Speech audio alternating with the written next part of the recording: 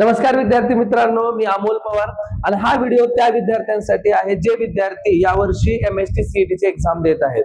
मग ते टेक्निकल असो, नॉन टेक्निकल असो, ऍग्री असो, नर्सिंग असो, BEd असो, अंडर ग्रॅज्युएट साठी असो, पोस्ट ग्रॅज्युएट साठी असो, सर्वांसाठी तुम्ही बघू शकता की काल दिनांक 17 मार्च 2026 रोजी CET सेलने एक नोटिफिकेशन किंवा एक इम्पॉर्टंट नोटीस तुम्हाला पाठवलेली आहे. तरी नोटीस काय सांगते लक्षात ठेवा. तर या नोटीस मध्ये असं लिहिलेलं आहे की तुमचं जे काही प्रोव्हिजनल हॉल तिकीट आहे ते तुम्हाला अवेलेबल करून देण्यात आलेलं आहे.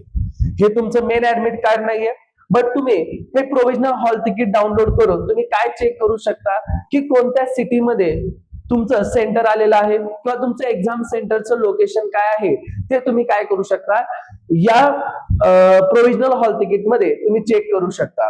किंवा याला असं सुद्धा म्हणतात, लक्षात ठेवायचं, एक्झाम सिटी इंटिमेशन स्लिप.